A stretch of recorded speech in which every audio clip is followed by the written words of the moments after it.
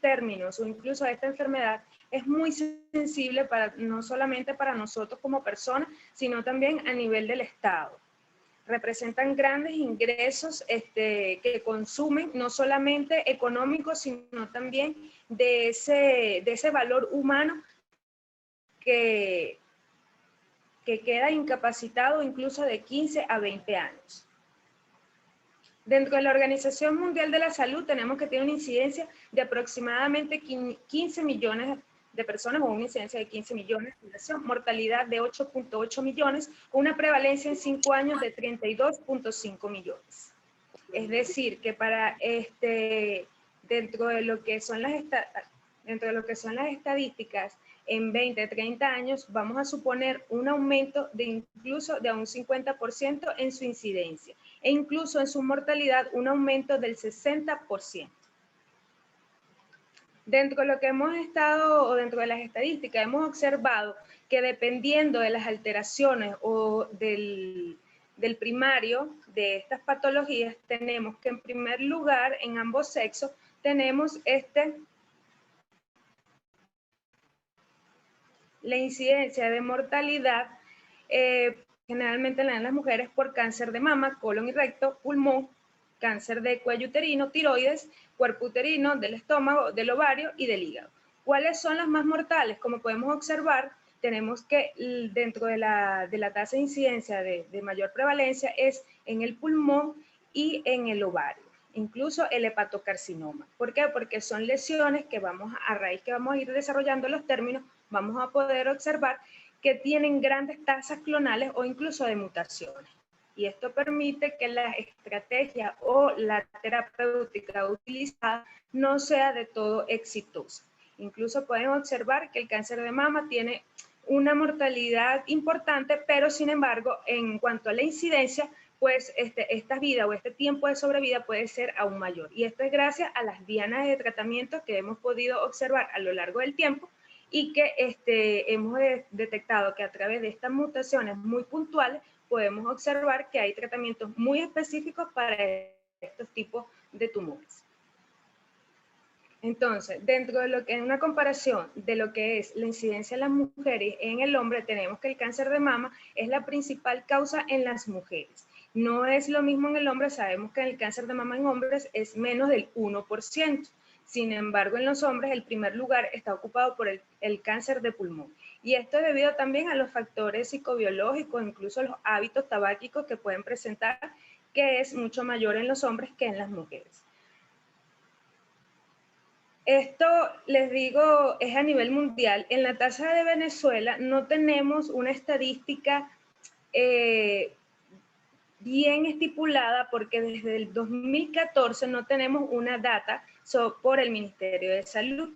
Es decir, las datas estadísticas que encontramos es porque la Sociedad Anticancerosa de Venezuela se une con la Universidad Simón Bolívar y pueden generar estrategias de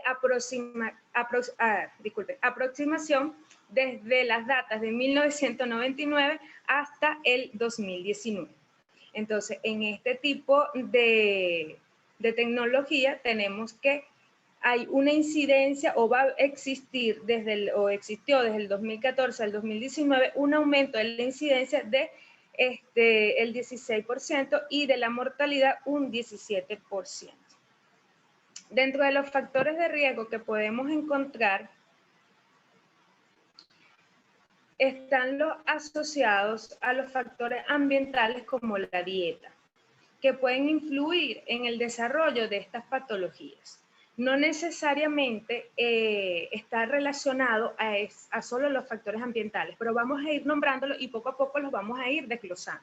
Entonces tenemos que el peso corporal, el sobrepeso y la obesidad juegan un papel importante en el desarrollo de estas enfermedades malignas. ¿Por qué? Porque al existir una alta presencia de masa corporal, se entiende de que pueden producirse radicales libres en nuestro organismo que van a condicionar a que se desarrollen estos procesos, de malignidad. La inactividad también desarrolla grandes tiempos de sedentarismo que van también a ocasionar este tipo de transformaciones por la poca oxigenación que va a ocurrir en nuestros músculos o la hipoxia prolongada. Dentro de la energía y la sobrenutrición encontramos cuando tenemos comidas muy copiosas o abundantes, en donde incluso el azúcar procesada juega un papel muy importante porque esta energía va directo a transformarse en ATP, no se logra metabolizar, o sea, no ocurre un cambio lento que necesite el metabolismo propiamente dicho, sino que simplemente se convierte directamente en ATP y esto es energía directa para este tipo de células que se encuentran aberrantes. Dentro del alcohol tenemos, porque es un carcinógeno muy importante, es el etanol, y entre más grandes de ingestas de este tipo de sustancias, pues vamos a tener un mayor factor de riesgo a producir estas alteraciones. Dentro de los hábitos tabáquicos es muy importante porque nosotros pensamos que, bueno, es el hábito tabáquico, en las personas que fuman, todos van a desarrollar cáncer. ¿Pero por qué? Existe un sistema muy específico, muy prolongado, que nos demuestra que incluso existen alteraciones genéticas que vuelven predisponente a la persona a fumar. Y anudado a eso se van a ir formando ductos en el ADN que van a ocasionar estas aberraciones cromosómicas y que, por supuesto, en el tiempo y dependiendo de la histología de la enfermedad, van a ocasionar este tipo de malignidades. Incluso cuando encontramos atipias pulmonares, estas atipias ya en el pulmón, que no sé si han escuchado cuando dicen, bueno, solamente tiene una manchita en el pulmón. Esto es de verdad, no hay que sobreestimular esto o no hay que pensar en ese tipo de términos porque es totalmente vacío. Cuando ya nosotros vemos que hay cambios hiperplásicos atípicos en el pulmón, tienen las mismas mutaciones que cuando hablamos de un cáncer ya propiamente instaurado. Así que esto es de verdad que es muy importante para tomar en cuenta dentro de los factores de riesgo asociados a desarrollar estas enfermedades. Lo que es también las radiaciones van a provocar este tipo de mutaciones que ocasionan las aberraciones cromosómicas que con el tiempo, no necesariamente por eso es que existen ciertos medidores para poder observar cuánto tipo de radiación o cuánto es la cantidad que el cuerpo se encuentra expuesto y poder determinar el riesgo en el tiempo de que estas aberraciones ocurran un cambio ya instaurado y puedan malignizarse. Dentro de las sustancias tóxicas, como ya habíamos hablado, pueden ocurrir todos los ocasionados a la parte de los hábitos de la persona. Incluso tenemos que observar muy bien estos alimentos procesados y enlatados que encontramos porque los aditivos que se encuentran en ellos, muchos de ellos son carcinógenos y no los tomamos en cuenta. Y por supuesto la exposición a virus, el virus del Epstein-Barr, el virus del VPH, todos estos virus pueden ocasionar una transformación del epitelio en el tiempo y por supuesto a desarrollar las malignidades dependiendo del tejido en el que se encuentra susceptible. No porque por lo menos estuvo expuesto al virus del VPH, netamente le va a dar algún tipo de cáncer, pero sí hay un factor de riesgo importante y dependiendo de la cepa del virus es la predisposición. No todas las cepas van a ocasionar este tipo de malignidades, pero sí hay cierto tipo de cepas, como la 16, que ocurren en este proceso de transformación. No solamente para cáncer de cuello uterino, sino también para cáncer de cabeza y cuello, cáncer de ano, y todavía no está bien claro, pero puede también ser un factor de riesgo para el cáncer de pene. Entonces, ya habíamos hablado un poco sobre las generalidades, que es importante porque tiene una gran incidencia en todo a nivel mundial, incluso a nivel nacional, pero y que anexado a este tipo de factores o de los hábitos psicobiológicos de la propia persona, pueden ocasionar un cambio importante. Pero realmente, ¿qué es el cáncer y cómo se produce? Eso todavía no nos queda claro. Nosotros no podemos hablar de cómo se forma el cáncer por una sola línea de transformación. Nosotros tenemos que hablar del cáncer desde el primer momento de que hablamos del ciclo celular. Entonces, es muy importante saber que toda célula tiene que tener un proceso de transformación, de la cual va a ir o su resultado primordial va a ir a ocasionar lo que es la síntesis de proteínas. Es decir, una célula siempre va a estar, o su función principal va a ser la de formar muchas proteínas. Pero ¿qué es lo que pasa en este proceso? No es algo que pasa de un día a otro, sino que deben de ocurrir ciertos procesos que permiten que esa célula se pueda crear óptimamente y pueda multiplicarse y proliferar y posteriormente diferenciarse de acuerdo al tejido necesario. Entonces tiene que pasar por unas fases. Ya todas probablemente las conozcamos, en donde está la fase G0, donde se encuentra una célula en reposo, y luego va a ir pasando poco a poco a la fase 1, a la fase G1, a la fase G2, a la de síntesis y a la de mitosis. Y dentro de estas fases tenemos que tener en cuenta que existen ciertos puntos de control muy importantes. El primer punto de control se va a encontrar en la fase G1, en donde esta célula se está preparando para esa síntesis de proteínas. Y ahí encontramos al P53. Esta proteína se va a encargar de evidenciar si esta célula se encuentra óptima para poder seguir replicándose, o si debe morir porque trae consigo alguna mutación o alguna aberración. Entonces, cuando este punto de control falla, viene entonces el primer problema. Pasa a la fase G2 y luego pasa al momento de la mitosis, y es allí donde existe un segundo punto de control en donde puede evidenciarse que requiere apoptosis o requiere desintegración total de la misma. Si esto no pasa aquí, ya sería un fallo en el segundo punto de control, y por supuesto la célula logra evadir estos puntos de control y ocasionar una célula aberrante que va a proliferarse y mantenerse en el tiempo. Es decir, esta célula se vuelve inmortal. Y tenemos esta imagen que a mí me encanta, porque aquí evidenciamos la célula en sí. Siempre pensamos que la célula, cuando hablamos de la célula, pensamos en que, bueno, es el núcleo, el citoplasma, y entonces las mitocondrias y ya. No, la célula en sí tiene toda la membrana citoplasmática, y dentro de esa membrana citoplasmática vamos a obtener todas estas proteínas que se encuentran aquí como puentes. Y estos puentes o estos factores de transferencia se van a ocasionar o se van a comunicar directamente con el núcleo. Y ese núcleo es el que va a emanar la información para que esa célula se replique, se transcriba y, por supuesto, prolifere y ocasione un tumor cuando hay algunas mutaciones de esas vías de señalización. Es decir, entre la comunicación de las proteínas de membrana hacia el núcleo van a existir múltiples vías de señalización que van a ir con ese objetivo principal. Como ya le hemos dicho, muchos para proliferar, otros para transcribir y otros, por supuesto, para mantenerse en el tiempo. Algunas aberraciones o mutaciones muy puntuales de estas vías de señalización van a ocasionar que ocurran otras activaciones de múltiples vías, y por eso vamos a observar todo este mosaico aguas abajo, en donde no solamente vamos a tener un único problema, sino que múltiples. Y es aquí donde la terapia oncológica tiene una gran importancia, porque no solamente vamos a encontrar quimioterapia o alguna terapia para algún punto de control en general, sino para puntos de control específicos. Es decir, vamos a tratar, o lo que queremos hacer en el futuro es tratar tumores en específico para personas específicas, y dependiendo de esa clínica encontrar esa terapéutica o ese fármaco diana que permite inhibir todas estas vías de señalización que se van a ir activando.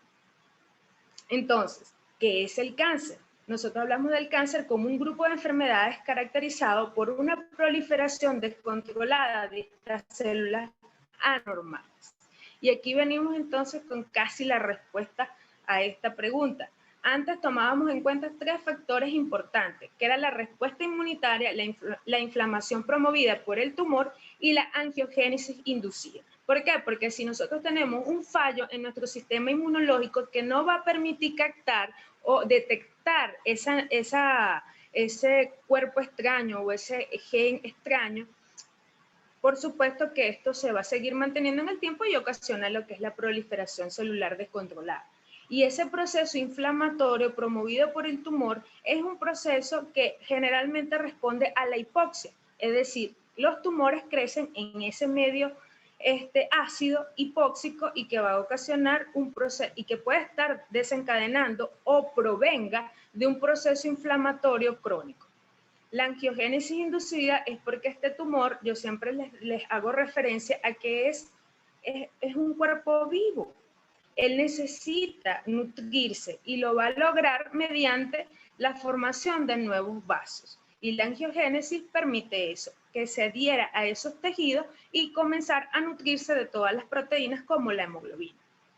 Sin embargo, en el desarrollo del tiempo hemos podido detectar otros factores muy importantes, en cual tenemos la evasión de los supresores del crecimiento, porque como ya habíamos dicho en un principio, esta célula va a estar inducida a todas estas aberraciones, no solamente por las fallas en los puntos de controles que habíamos observado, sino también por las fallas o la inhibición de estos supresores de tumores que van a ocasionar que estas células se mantengan en el tiempo y ocasione el siguiente punto, que es la inmortalidad replicativa.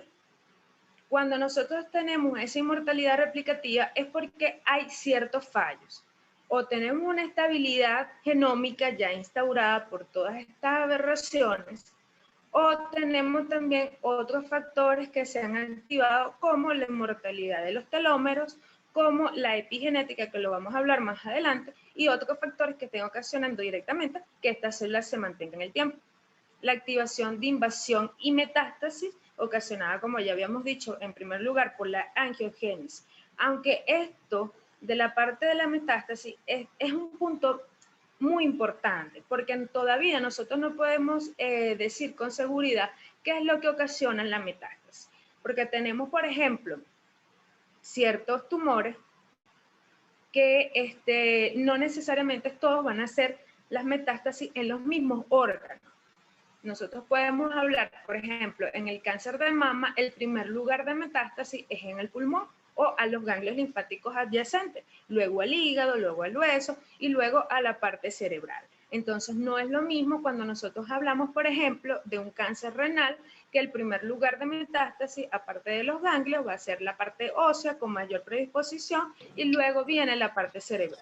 Entonces, ¿qué es lo que condiciona que ese tumor exista o vaya a ciertos lugares en primer lugar en comparación con los otros? Tenemos múltiples tipos de explicación para eso. Pueden ser inducidos por la angiogénesis, pueden ser inducidos por proteínas específicas de los tumores o, como ya le habíamos dicho, por adyacencia del mismo tumor. Inestabilidad genómica y mutación, como bueno, ya esto es ocasionado por todos estos factores que ya no habíamos nombrado, la resistencia a la muerte celular mediada por los defectos de los puntos de control, la desregularización energética celular, porque los tumores son capaces de adquirir con mucha facilidad la energía que necesitan para proliferar. Recuerden que es una célula que se mantiene activa, no descansa y no muere, y necesita mucha ingesta de proteínas y de azúcar. Es decir, por eso que nosotros cuando estamos tratando a un paciente oncológico, lo primero que suspendemos es la ingesta de carbohidratos puros y de la ingesta de azúcares refinadas, porque prácticamente van a ir directo a este punto de regularización y lo que va a ocasionar es indirectamente que ocurra un crecimiento del tumor más descontrolado. Y la señalización y proliferación mantenida, que esto es ocasionado por todos estos factores unidos e incluso por una disminución de estas ciclinas que ya habíamos nombrado que se encuentran en esa membrana citoplasmática porque van a ser independientes de las sinases. Entonces, una vez que tenemos todo este proceso y que ya sabemos que la célula y que el tumor viene en un microambiente especializado, ¿qué es lo que va a ocasionar en sí en los tejidos? Bueno, aquí les traje una representación bastante gráfica en donde podemos observar que esa pequeña célula o una sola célula, porque eso es lo que necesitamos, que una sola célula se encuentre mutada para ocasionar en el tejido ya una transformación. Luego que ocurre la primera transformación es lo que nosotros llamamos esa hiperplasia, que se va a convertir en displasia y luego va a ocasionar el cáncer in situ. ¿Y qué es todo eso? Es simplemente el cambio de una célula normal hacia o a transformarse a células totalmente aberrantes que han perdido la morfología de esa célula sana. Entre menos se parezca la célula a la célula de origen, a la célula sana, entonces mayor capacidad de proliferación va a existir en este tejido, incluso ocasionando el cáncer invasivo, que puede ocasionar todos estos factores de proliferación como la angiogénesis y la metástasis. Entonces tenemos, ¿es eso lo que necesitamos solamente para desarrollar el cáncer? Bueno, sí. Y muy importante también es la presencia de mutaciones, que pueden ser génicas o moleculares, cromosómicas o netamente genómicas. Y dependiendo de estas mutaciones, pueden existir deleciones, transcripciones, todas las aberraciones que pueden estar condicionando a que ese alelo o el cromosoma completo esté mutado, y esto pueda activar la transformación de este tumor o el crecimiento de estos tumores. Por eso es muy importante, no sé, ustedes han escuchado, por ejemplo, del breast cancer. Esto es parte de este tipo de mutaciones genómicas, en donde si nosotros determinamos la presencia del mismo, dependiendo del porcentaje que obtenga ese primer individuo enfermo, nosotros podemos detectar esa misma mutación por PCR en los hijos o en la descendencia de primera línea de ese primer paciente. Y eso es lo que nos va a permitir a nosotros encontrar cómo va a funcionar o cómo se va a ir transformando posiblemente esta célula en una aparición de una enfermedad maligna. Por eso es que por lo menos lo que hemos visto en Angelina Jolie, cuando al ser detectada esta mutación, ella procede a la resección de las mamas y del ovario profilácticamente. Aunque aquí por lo menos yo no estoy muy de acuerdo en eso, difieran con algunos colegas, porque si nosotros debemos evidenciar, claro, esa parte médica no sale muy bien a la luz, pero necesitamos evidenciar dónde se encontraba específicamente esa mutación en ese gen. Si fue una mutación por delección, si fue una mutación por translocación o si fue una mutación solamente específica. Porque no es solamente tener el gen activado o el gen mutado, sino es saber en qué punto exacto se condiciona este tipo de mutaciones para nosotros poder tener esa noción de lo que va a pasar. Entonces, el dogma central de la oncología se trata de eso mismo, de detectar cómo está ese ADN, cómo viene esa carga genética, cómo va a producirse la transcripción a través del ARN y posiblemente si hay o no una aberración en esa proteína que se quiere obtener. Y ahí tenemos entonces otros factores que lo habíamos nombrado al principio, como la presencia de oncogenes, cuya presencia o sobreactividad van a estimular el desarrollo del cáncer, y los genes supresores de tumor, que la delección o la inhibición o la ausencia de este mismo va a ocasionar ese control negativo sobre el ciclo celular. Y también aparecen otros que se llaman los genes reparadores del ADN. Una falla en la corrección de estos errores va a afectar indirectamente a lo que es la parte de la transcripción y del núcleo, y por supuesto va a ocasionar toda la proliferación celular.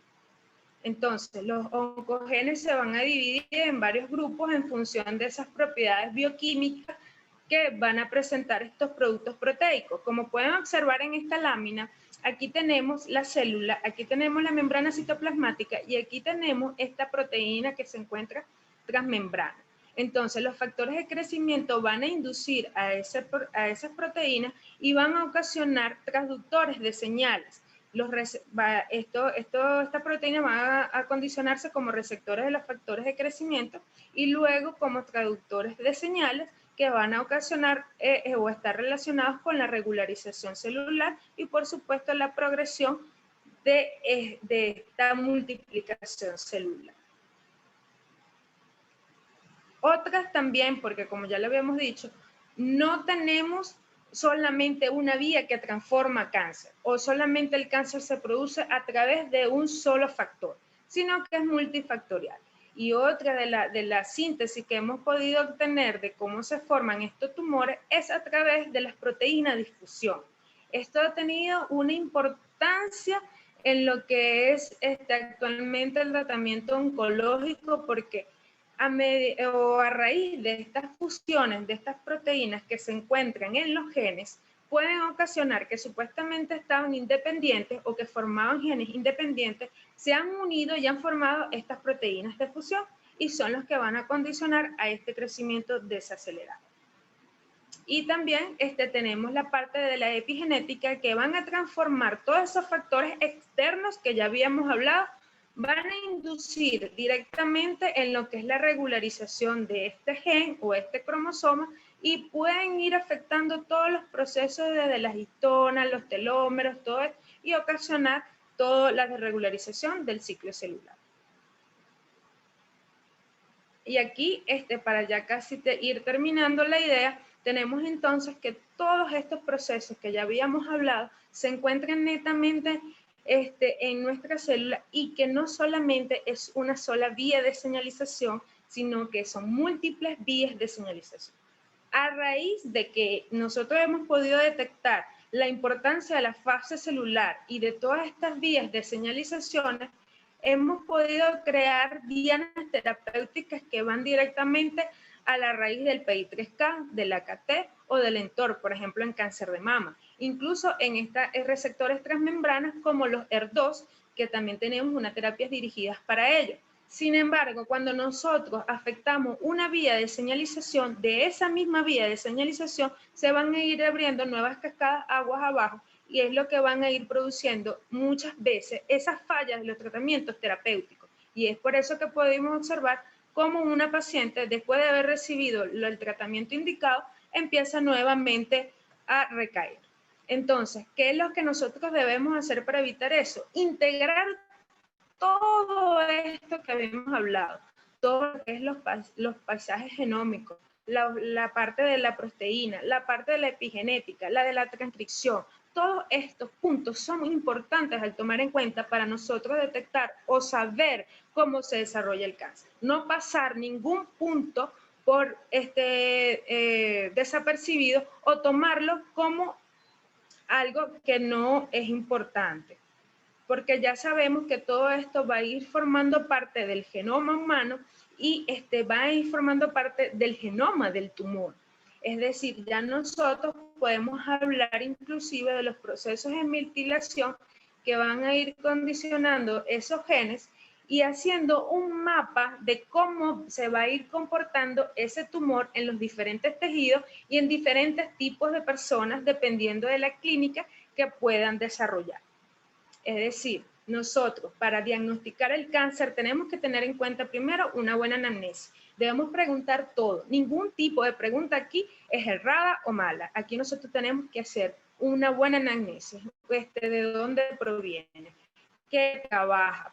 ¿De cuánto duró en ese trabajo? Si tuvo expuesto o no algún tóxico. Todas estas cosas son importantes porque ya sabemos que con el tiempo puede existir una transformación o una mutación muy específica. Luego de los síntomas, nosotros no podemos hablar de que en el cáncer existe un síntoma para el cáncer de mama o un síntoma para el cáncer de pulmón. Esto es totalmente errado. Los síntomas están condicionados por estas patologías que muchas veces son benignas y pueden pasar desapercibidas, algún tipo de malignidad, incluso el cáncer, como dice, no duele, es decir, no tiene ningún síntoma. Los síntomas van a estar producidos dependiendo de la localización y de la histología de ese tumor.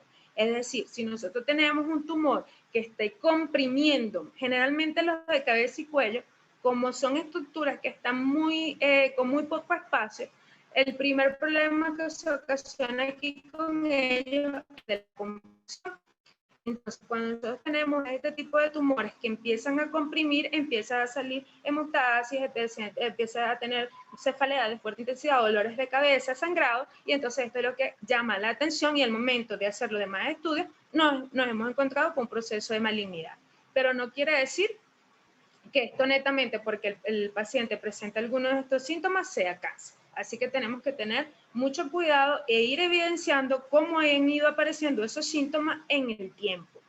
Y luego también, por supuesto, de acuerdo a todo lo que es la parte del interrogatorio y de la parte de estos síntomas, podemos ir solicitando estudios complementarios. Es decir, si yo tengo un paciente que tiene un estreñimiento crónico, yo debo de sugerir un estudio complementario, la colonoscopia. Es decir, yo debo de anexar o de organizar mis ideas.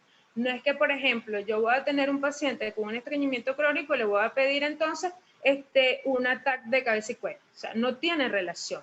Por eso es que debemos saber cómo se ocasionaron esos síntomas para poder ir dirigiendo estos estudios. La clasificación de los tumores, porque necesitamos saber esta histología de anatomía patológica. Es decir, una vez que yo evidencio a través de estos estudios complementarios, que generalmente son imagenológicos, algún tipo de tumor, yo debo de mandar a biopsiar esa lesión.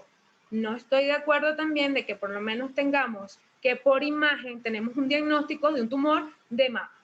Entonces, ok, está bien, hay un tumor, pero ¿usted lo biopsió? No, entonces no podemos hablar de cáncer. Sin biopsia no hay cáncer.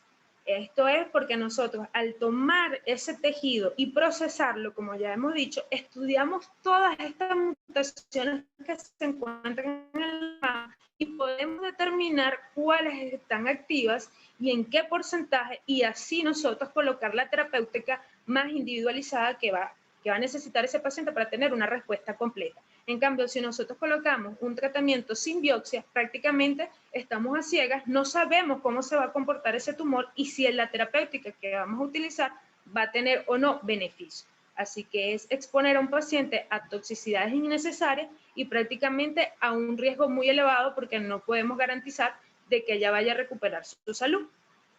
Y luego también los marcadores tumorales. Aquí quiero hacer mucho énfasis porque nosotros a veces pensamos marcadores tumorales los solicitamos todos, por eso no los traje, para que no, lo que quiero es que se vayan con la idea de que los marcadores tumorales no todos son netamente específicos para cáncer. Es decir, hay a veces una mala utilización de estos estudios porque cuando pensamos que hay un proceso maligno, se nos ocurre pedir los marcadores tumorales. No, los marcadores tumorales se solicitan para ver el pronóstico que va a tener esa lesión antes de yo iniciar un tratamiento, ya sea neoadyuvante o adyuvante, es decir, antes o después de la cirugía o del tratamiento primario que yo vaya a colocar. Entonces, si nosotros no tenemos primero una biopsia de cáncer, no necesitamos marcadores tumorales. Yo puedo tener un cáncer de mama con un marcador específico para mama, por ejemplo, el CA15-3, y no esté sobreexpresado. Hemos tenido pacientes con un marcador normal y tienen metástasis ósea. Entonces, estos se tienen que tratar con mucho cuidado y además representan un gran costo para todos los pacientes porque estos no son estudios muy baratos y entonces pedirlos de esa forma indiscriminada pues no es la razón. Esto todo tiene un porqué y ya sabemos que netamente se utilizan es para poder predecir el pronóstico. Si nosotros tenemos un cáncer de ovario con una elevación del CA125 2 veces mayor de su valor, ya nosotros podemos utilizar este marcador como el seguimiento de la enfermedad. Entonces, para concluir, hay que cambiar el viejo eslogan de la Sociedad Anticancerosa que dice que el cáncer es curable si se detecta a tiempo. Por el cáncer es curable si se entiende a tiempo. Si nosotros tomamos realmente conciencia de por qué se produce el cáncer y cómo va a ser su transformación durante el tiempo, nosotros vamos a tener mejores herramientas para poder no solamente ayudar a la prevención del mismo, sino también a que todos los tratamientos tengan una mejor respuesta e incluso respuestas completas de la enfermedad. Así que bueno, esta es la información que traje para ustedes. Me hice mucho énfasis en cómo se transforma esa célula en algo maligno, porque es aquí donde hay muchas fallas y a lo mejor todavía muchas personas pues no comparten o no entienden por qué nosotros estamos enfocados más a la prevención. Incluso muchas de las personas nos dicen, es que el cáncer no se previene. Y es verdad, no es que vamos a prevenir que aparezca, pero sí vamos a prevenir que probablemente ese paciente o esa mutación en ese alelo se llegue a transformar o se active, ocasionando todas estas transformaciones. Entonces, no es tomar netamente esta palabra de prevención literal, es decir, no es que vamos a prevenir el cáncer, pero sí vamos a prevenir, a ayudar a que todas estas mutaciones específicas se mantengan de una forma pasajera y no que ayude a instaurar estas malignidades en nuestro cuerpo. Así que bueno, no sé si les gustó, qué les pareció y si tienen alguna pregunta.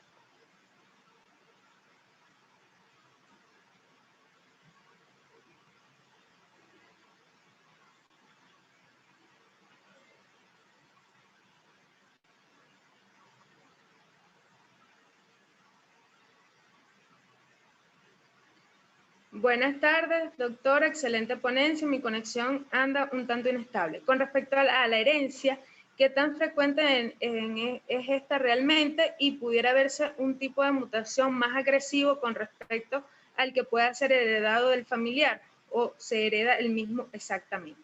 Esto es una respuesta buenísima, porque ¿qué es lo que pasa? Que como yo les había dicho, tratar de condensar y complementar toda esta información en 30 minutos es bastante comprometedor, pero bueno, ahí lo hicimos y me encanta que hayas llegado a esta conclusión. ¿Por qué? Porque no todas estas mutaciones se heredan, porque estas mutaciones generalmente son de la línea somática, es decir, de esas células que ya están diferenciadas y que responden solamente a una respuesta clonal. Como les había dicho al principio, con una sola célula que tengamos mutada se va a ocasionar miles de clones que van a condicionar a que aparezca la mutación. Ahora, ¿qué tan frecuente se puede hacer estos clones? Bueno, nosotros tenemos cánceres que nada más mutan un clon por cada millón de células o por cada 1.000.000 de secuencia de bases, porque aquí sí tenemos que hablar un poquito más específico. Pero tenemos, por ejemplo, los tumores de cabeza y cuello o de la parte del sistema nervioso central, por ejemplo, el glioblastoma, que tiene 10 veces más de mutaciones somáticas que el resto de los tumores sólidos. Entonces, cada tumor en sí tiene un comportamiento diferente y tiene mutaciones muy específicas. También podemos hacer una comparación con las del cáncer del pulmón, en donde tenemos genes específicos como el BRAF, que no es, que no es tan común verlo, por ejemplo, en colon. Solamente en colon lo vemos es cuando hay una tumoración en mi colon derecho, que también podemos ver este tipo de mutaciones. Pero ves, no todos los tumores tienen las mismas mutaciones y no todos responden a esas mutaciones. Por ejemplo, en el colon nosotros tenemos KRAS, y no es que en el pulmón no existan mutaciones KRAS, sino que a pesar de que estén, no van a tener relación a la transformación de esta malignidad o al seguimiento de la transformación de ese tumor. Entonces, este tipo de respuestas de estos genes en cierta predisposición a estos tejidos tiene mucho que ver con la histología del mismo. Y bueno, no todos se van a heredar, como ya te dije, porque no netamente todos vienen de las líneas germinales, sino que muchos de ellos son somáticos. Uno de los ejemplos de herencia es el gen del breast cancer 1 y del breast cancer 2, porque pueden ocasionar cáncer de ovario y de mama, no solamente en las mujeres, sino en los hombres también. Y también tenemos lo que es la parte de las atipias del colon, que también pueden ser heredadas, y que por lo menos si usted tiene un familiar de primera línea que desarrolló una malignidad o un cáncer de colon, todos lo que es la parte de las familiares de primera línea deben de realizarse la colonoscopia, porque muy probablemente puedan tener atipias o alguna tipo de mutación. Ellos responden más a de las mutaciones microsatélites y este tipo de mutaciones puede ser heredable. Entonces, creo que, bueno, esos son algunos ejemplos que se me vienen a la mente para tratar de responder esa pregunta. Luego, bueno, feliz tarde, doctor. Una pregunta, genéticamente hablando, ¿cualquiera puede desarrollar cáncer? Genéticamente, no todo el mundo, porque como ya te he dicho, no solamente hablamos del cáncer por genética, sí es lo que más fuerza tiene en estos momentos, porque gracias a los estudios pues, de terceras generaciones en cuanto a biología molecular, hemos podido evidenciar que la genética ocupa un lugar muy importante en el desarrollo del mismo. Sin embargo, existen otro tipo de explicaciones o de análisis en cuanto a las fusiones de proteínas, a los microARN mensajeros, que antes no se tomaban mucho en cuenta, pero ahora ya podemos evidenciar que está incluido en casi todos los tipos de tumores que existen y ya está teniendo un auge muy importante incluso en la terapéutica oncológica. Entonces, por eso que les digo, el cáncer es multifactorial. Excelente ponencia, doctora. Muchas gracias, de verdad. Desde la perspectiva epigenética, ¿cuánto peso pueden llegar a tener nuestros estilos de vida en el desarrollo del cáncer? Bueno, en cuanto a la obesidad, es un factor muy importante, no solamente para el cáncer, sino para cualquier tipo de enfermedades sistémicas y metabólicas, ¿ok? Incluimos el cáncer entonces. El peso en sí, nosotros ya tomamos pues una superficie corporal mayor de 2 como importante. ¿Por qué? Porque en la parte del cáncer, todas estas condiciones de grasa o de obesidad van a condicionar a la producción de radicales libres. Y esta inestabilidad en estos radicales es lo que va a producir esa inestabilidad genómica que habíamos hablado. Entonces, es muy importante prevenirla. Y también va a ocasionar lo que es el desarrollo del estrés oxidativo. Entonces, vamos a tener un ambiente más ácido y con menos oxigenación. Y esto es lo que va a ir desarrollando a que esas células empiecen a transformarse y, por supuesto, que pase toda esta cascada de transformación o inhibición de los puntos de control.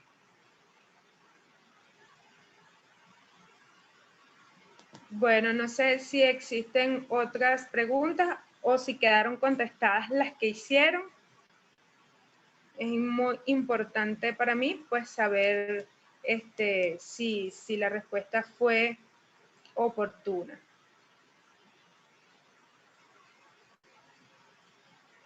Ok, Henry. Bueno, muchísimas gracias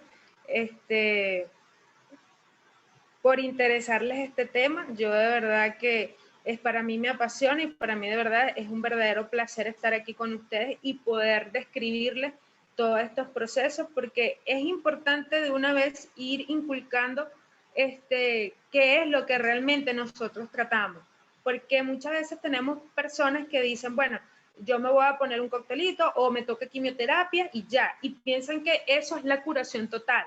Y después vemos que salen victoriosos de su proceso de quimioterapia o de su terapéutica oncológica y luego recaen a los 2 años, a los 3 años, incluso a los 11 años.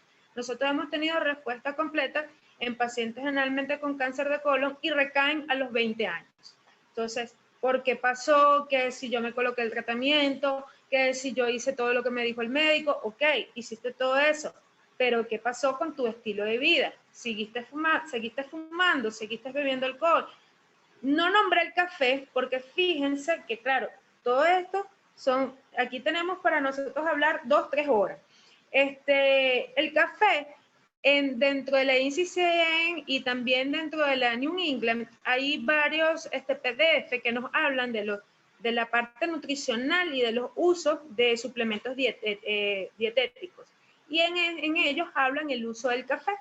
Y no está condicionado o no se ha evidenciado que pueda desarrollar algún proceso de malignidad.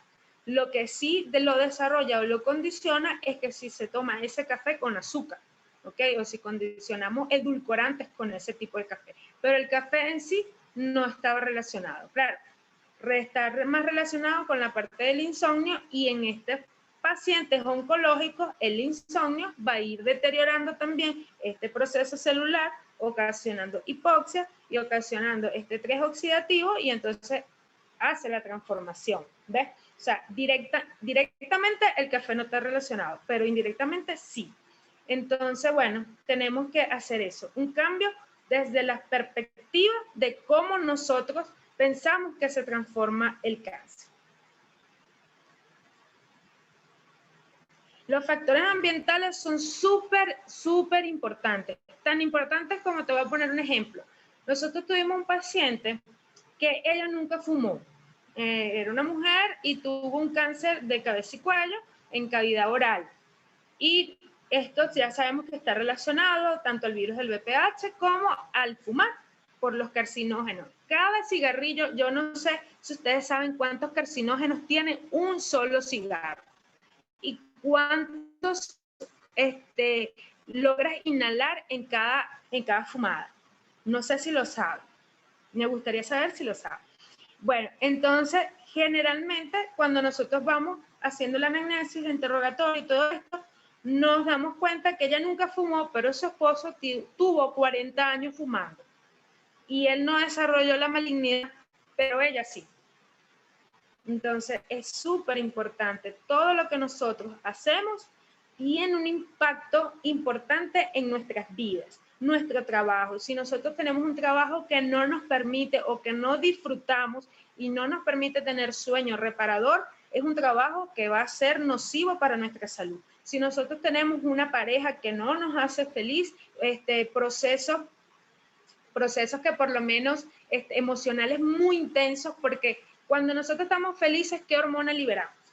Cuando nosotros estamos tristes, ¿qué hormona liberamos? Y ustedes creen que estas hormonas que se liberan tienen un efecto positivo o negativo. Entonces, todo eso es un mundo. Todo eso son temas para nosotros ir desglosando e ir hablando. Pero sí, cuando nosotros estamos bravos, estamos contentos, liberamos cierto tipo de hormonas. Cuando estamos felices, por ejemplo, la oxitocina, y eso nos hace un factor protector en esa célula y va a ir condicionando a que no se vaya a transformar esa célula. Pero si nosotros tenemos problemas en nuestra casa o pérdidas de un ser muy querido, se va deteriorando esta célula, se ocasionan estrés oxidativo, radicales libres, se ocasionan proteínas destructoras y esto va a ir condicionando a este tipo de mutación. Entonces, por cada inhalación, para darte respuesta, del cigarrillo son ya confirmados 20 carcinógenos policíclicos, son hidrocarburos policíclicos que forman ductos en el ADN, es decir, que forman puentes en ese ADN, en esa hélice, y que va a hacer que esta no se replique como normalmente lo hacía, o esas bases no se logren intercambiar como normalmente lo hacen, y se transforma en la mutación genética. Entonces, por cada inhalada se están consumiendo 20 carcinógenos en ese paciente. Entonces, ¿cuánto fuma diario y cuántas veces se fuma ese cigarro?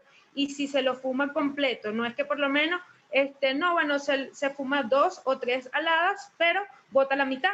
No va a ser igual al que fume todo hasta la colilla, porque el que fuma hasta la colilla va a tener mucho más predisposición a formar la malignidad, ¿no?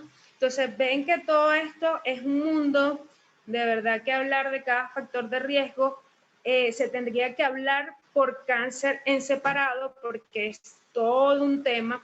No todos los cánceres se responden de igual forma. El cáncer de mama tiene sus factores de riesgo bien estipulados, el cáncer de colon, el cáncer de pulmón, cabeza y cuello, del sistema nervioso central. Cada uno tiene los factores ambientales determinados para ocasionarlo. No quiere decir, como yo les digo, que porque la persona fume va a desarrollar cáncer, porque hemos tenido personas fumadoras que no desarrollan cáncer, ¿ok? Y esto tiene que ver mucho porque a lo mejor es una paciente que fuma, pero es feliz, hace lo que le gusta, se mantiene en un constante ritmo de vida sin estrés emocional y, bueno, a lo mejor vaya a fallecer de otra cosa, pero no de cáncer.